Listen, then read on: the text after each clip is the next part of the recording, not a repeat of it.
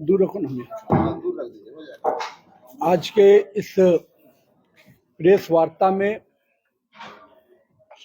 हमारे साथ उपस्थित अनिल जी, रोहित पांडे जी, मेयर मैडम, अपने दोनों प्रवक्ता और यहाँ पर उपस्थित सभी मीडिया बंधु, भागलपुर के लिए बहुत ही सौभाग्य का क्षण है कि माननीय देश के लोकप्रिय प्रधान सेवक प्रधानमंत्री नरेंद्र मोदी जी का 24 फरवरी को भागलपुर आगमन है।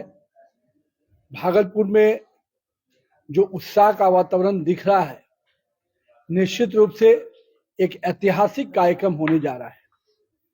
प्रधानमंत्री जी बजट जो 2025-26 का बजट हुआ, उसके बाद सर्वप्रथम और प्रधानमंत्री बनने के बाद तीसरी बार प्रधानमंत्री बनने के बाद पहली बार बिहार आ रहे हैं, मतलब भागलपुर आ रहे हैं। तो कहीं ना कहीं भागलपुर में जो जोश है, लोगों के मन में जो उत्साह है, वो अपने आप ये स्पष्ट कर रहा है कि 24 फरवरी को भागलपुर में जन सैलाब उमड़ेगा।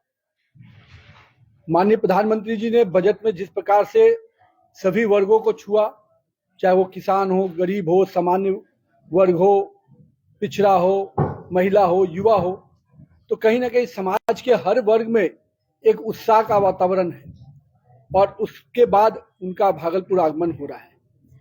जिस प्रकार से पूरे बिहार को इस बार के बजट में विशेष तोहफा दिया गया, जिससे कांग्रेस के बड़े नेता बहुत ही परेशानी में आ गए।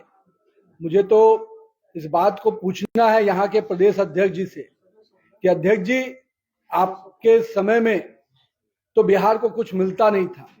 आज बिहार को नरेंद्र मोदी जी के नेतृत्व में जो सरकार बनी है, उसने लगातार बिहार को तोहफा और कई बड़े प्रोजेक्ट दिए हैं और उन प्रोजेक्टों को आपको धन्यवाद करना चाहिए था कि चाहे वो मखाना को एक बोर्ड के गठन का हो, चाहे फूड प्रोसेसिंग के एक पूरे इंस्टीट्यूशन का बैठाने यहाँ पर लाने का हो, या कोसी के क्षेत्र में जिस प्रकार से बड़ी योजनाएं लाई गई हैं, पूरे बिहार में एक वातावरण बना है।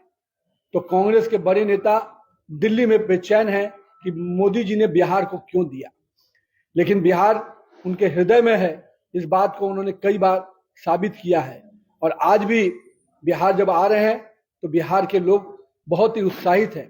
करीब 20,000 करोड़ से ऊपर की योजनाओं को सौगात वो देने जा रहे हैं। कहीं ना कहीं ये स्पष्ट रूप से दिखता है कि मोदी जी के दिल में बिहार है और भागलपुर आना एक विशेष अवसर है। इसके तैयारी के निमित्त आज हम लोग यहाँ पर आए हैं और हम लोगों का पूरा प्रयास है कि एक एक व्यक्ति के घर तक निमंत्रण कार्ड एनडीए गठबंधन का जाए और साथ ही साथ पूरे व्यवसायी वर्ग, पूरे जनप्रतिनिधि वर्ग, हमारे समाज के हर क्षेत्र के लोग, सब लोग इस पूरे 24 फरवरी के कार्यक्रम में सबकी सहभागिता हो। हम लोगों ने जहां पांचों दलों के संयुक्त बैठकें हुई हैं, उन बैठकों का प्रतिफल अब नीचे दिख रहा है। कार्यकर्ताओं का सामंजस्य नीचे में बहुत ही बेहतर हो रहा है। उसका फायदा इस कार्यक्रम में भी आपको देखने को मिलेगा। साथ ही साथ नगर विकास मंत्री के रूप में मुझे यहाँ आने का पहले भी मौका मिला है। आज भी हम लोग जब आए हैं तो निश्चित रूप से पूरे भागलपुर में अपने प्रधानमंत्री के आगमन को लेकर विशेष तैयारियां की जाएंगी और भागलपुर शहर पूरी तरह से अपने प्रिय नेता को स्वागत के लिए खड़ा रहेगा। और इसके दृष्टि से पूरे क्षेत्र में कई तरह के अभियान हम लोग चलाने जा रहे हैं। जनता के बीच में संपर्क के साथ साथ हम लोग हर चौक चौराहे पे भी लोगों के साथ कार्यक्रम कर उनको इस कार्यक्रम के लिए आमंत्रित करेंगे। हर जगह उत्सवी वातावरण दिखेगा। कई जो भागलपुर की संस्कृति रही है, जो परिधान की संस्कृति रही है, हमारे कई अलग अलग समाज के लोग पूरे परिधि में अपने पूरे वेशभूषा में यहाँ पर उस कार्यक्रम में एक उत्सवी वातावरण के साथ निकलेंगे और पूरा वातावरण उत्सवी कैसे बने, इसके लिए पार्टी के कार्यकर्ता लगातार योजना बना रहे हैं। सर, जैसा कि आप योजनाओं का जिक्र कर रहे थे, भागलपुर को भी प्रधानमंत्री जी ने विशेष पैकेज में बहुत कुछ दिया है। तिरुपति में पावर प्लांट, विक्रमशिला विश्वविद्यालय की जीर्णोद्धार की बात बहुत पहले से हो रही थी। इसको लेकर कुछ चर्चा है कि शिलान्यास होगा, आधारशिला रखी जाएगी। उस पूरे प्रोजेक्ट की पूरी जानकारी बहुत जल्द हमारे प्रभारी मंत्री जो यहाँ पर इस कार्यक्रम को देख रहे हैं, मंगल पांडे जी, पूरी उसकी जानकारी आपको जल्द साझा करेंगे। कई ऐसी योजनाएं हैं, जैसे बक्सर भागलपुर एक्सप्रेसवे, वो योजनाएं पर भी काम चल रहा है और मुझे उम्मीद है कि धीरे धीरे ऐसी कई योजनाएं और भी हैं। अपने भागलपुर को रिंग रोड देने की कल्पना है। तो ऐसे कई चीजें हैं जो पाइपलाइन में है। जो पूरी योजनाएं हैं वो 20,000 करोड़ की क्या क्या योजनाएं होंगी, उसको हमारे मंगल पांडे जी अगले 2-3 दिन में आपके बीच में आकर उसको क्लियर करेंगे। खड़गे साहब का एक बयान आया है कि महागठबंधन बिहार विधानसभा का चुनाव जीतेगी। नहीं, अभी तो महागठबंधन, कल तक तो इंडिया अलायंस था, महागठबंधन हो गया, तो उनको खुद में याद नहीं कि वो किस गठबंधन में है। कभी यूपीए में थे, कभी महागठबंधन था, कभी यूपीए, इंडिया अलायंस था। ताश के पत्तों की तरह ये बिखर रहे हैं।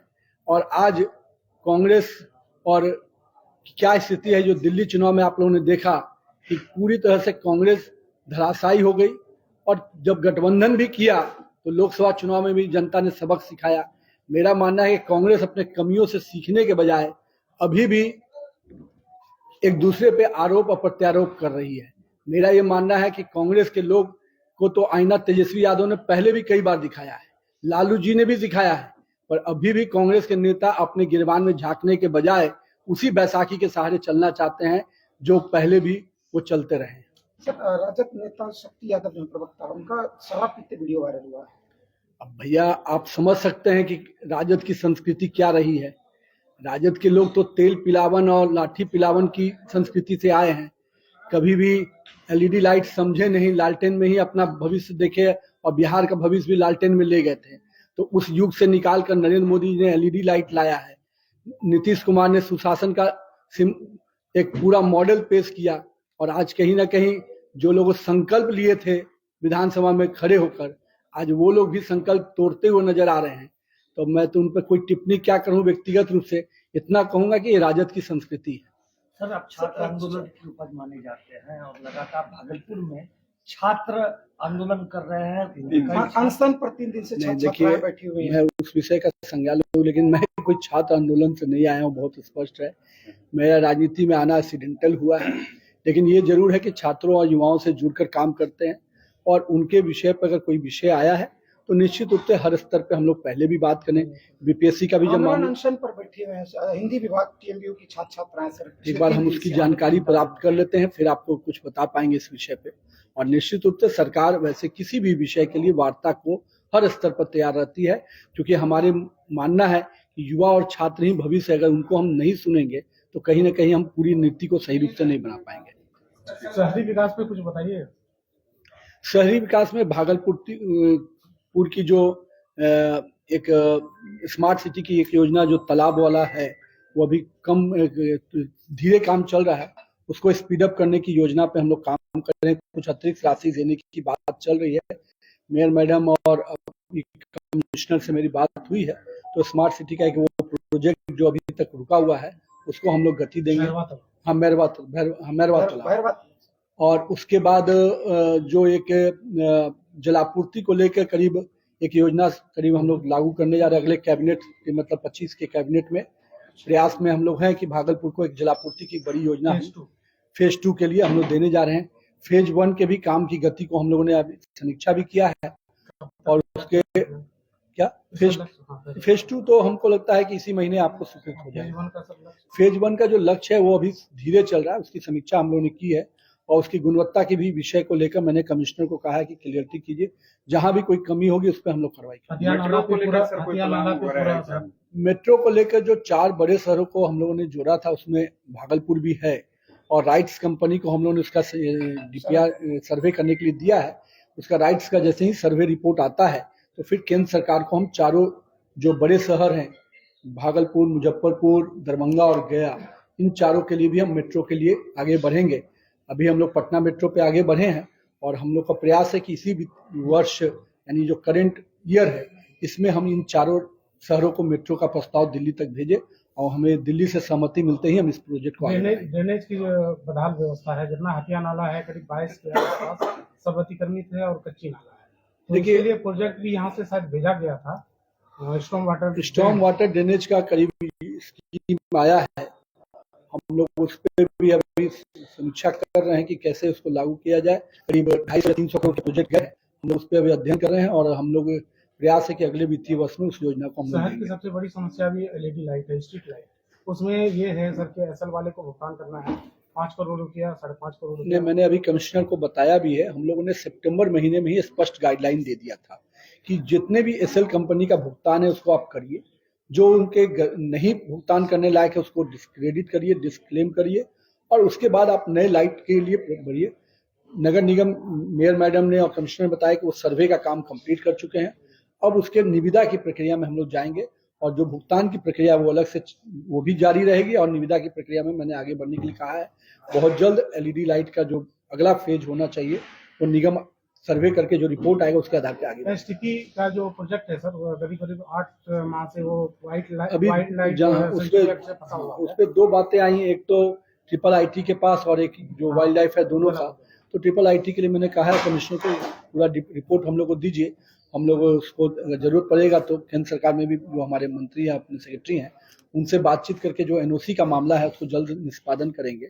साथ ही साथ जो आपने वाइल्ड लाइफ वाला बोला है उसके लिए भी राज्य सरकार को हमने कहा है कि राज्य सरकार को जो डिपार्टमेंट वन पर्यावरण है उससे भी क्लियरेंस लेना होगा, तो वह जानकारी उसको हम लोग ले रहे हैं। वेंडरों को व्यवस्थित करने के लिए कोई योजना है सर, अर्बन हाट वगैरह? देखिए वेंडर पॉलिसी को भी लेकर हम लोग एक्ट पे लगे हैं, लेकिन जगह हमको शहर के अंदर चाहिए कि वेंडर को हम बहुत अलग जगह नहीं बसा सकते हैं।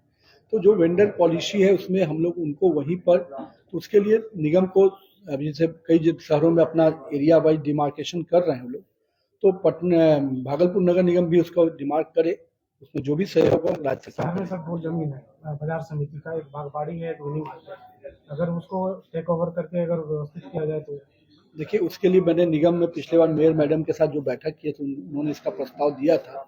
हम लोग का भी प्रयास है कि उसके दृष्टि से, क्योंकि कई और प्राथमिकता है इसमें वेंडर्स सबसे इम्पोर्टेंट हो जाता है, तो जैसे ही लोग डिमांड करेंगे तो कुछ ना कुछ, क्योंकि कुछ तो निगम के अपने साधन बढ़ाने में हम लोग लगे हैं। अब जल्दी हम लोग एडवर्टीजमेंट पॉलिसी लागू करेंगे, एक बड़ा महत्वपूर्ण निर्णय होगा एडवर्टीजमेंट पॉलिसी से, जिससे निगम का रेवेन्यू मॉडल बढ़ जाएगा। तो डेफिनेटली ऐसे कई डिसीजंस वो इसके बाद ले पाएंगे। मेयर के अधिकार में कमी हो गया सर, उनकी बातों को जो है जो होता है उनकी बातों को सुना नहीं जाता है। निश्चिंत रहिए, मैं शुरू से इसका पक्षधर हूँ कि जनप्रतिनिधि का पूरा अधिकार होना चाहिए। कुछ निर्णय हम लोगों ने वापस लिए थे एग्जीक्यूटिव ऑर्डर से और बहुत जल्द उसको अमेंडमेंट करके हम लोग खत्म कर रहे हैं। और मेरा ये मानना है कि मेयर हो, लोकतंत्र में सबकी खूबसूरती है, जनप्रतिनिधि और प्रशासकीय दोनों एक दूसरे के चेक एंड मेट हैं। तो अगर हम एक दूसरे को चेक करते रहेंगे तो हम सही परंपरा में बढ़ेंगे।